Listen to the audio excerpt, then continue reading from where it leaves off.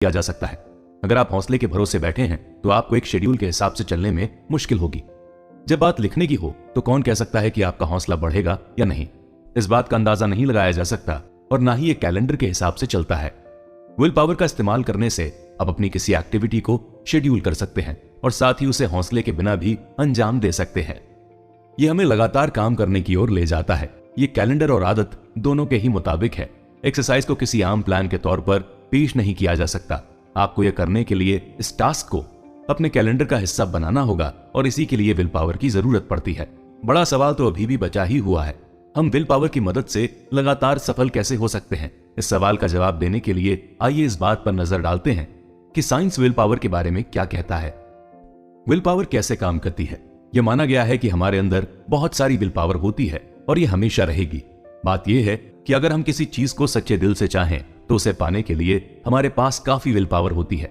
यह सोच तब बदली जब 1996 में बॉमिस्टर ने इस पत्थर दिल स्टडी पर काम किया। ये उस कमरे में मौजूद 67 लोगों के साथ शुरू हुई जिनमें चॉकलेट चिप कुकीज की महक भरी हुई थी। इसके बाद वे लोग चॉकलेट कुकीज और चॉकलेट से बनी हुई कई चीजों को रूम में लेकर आए।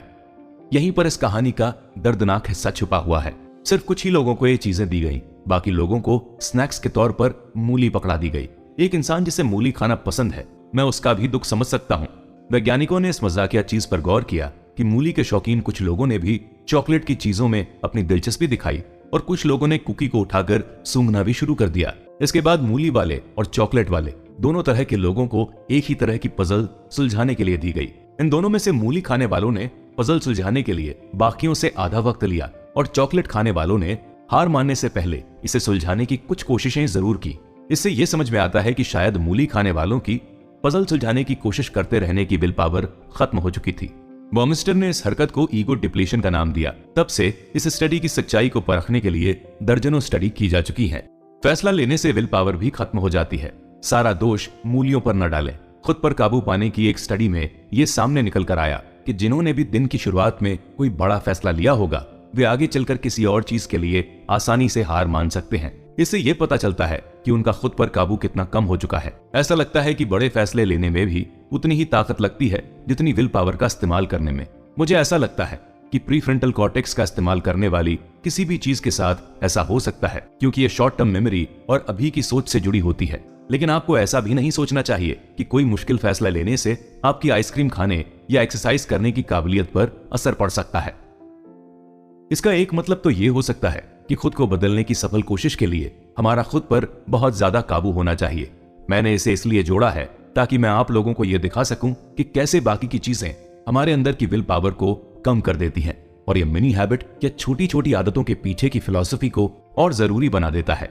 विल पावर का एक जरूरी मेटा एनालिसिस हर स्टडी के ऊपर किया गया है, जिसमें शरीर को दिए गए काम से जुड़े जरूरी नतीजे निकाले गए हैं। इससे अलग अलग लोगों की स्टडी से उनमें मौजूद फर्क का पता लगाया गया।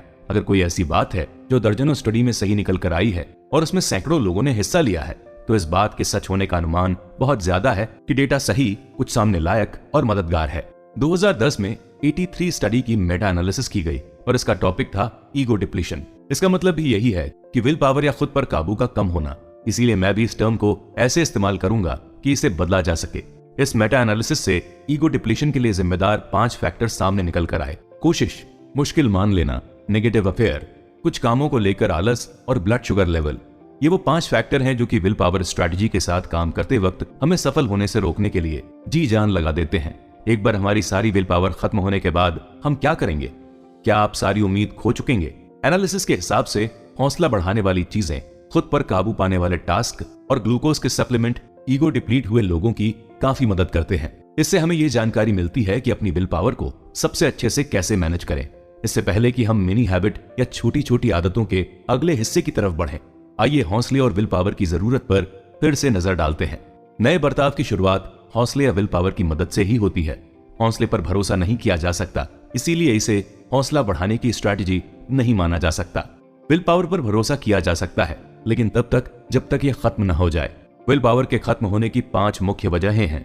कोशिश, मुश्किल मान लेना, नेगेटिव अफेक्ट, कुछ कामों को लेकर आलस और ब्लड शुगर लेवल। अगर हम इन 5 रुकावटों को दूर कर सकें तो हम आसानी से अपनी मंजिल पा सकते हैं। अगले चैप्टर में हम इस बारे में बात करेंगे कि हमारी मिनी हैबिट या छोटी छोटी आदतें उन बातों में कैसे फिट होती हैं जो अभी तक की गई हैं, और इसकी शुरुआत हम विल पावर के खत्म होने की 5 मेन वजहों से करेंगे।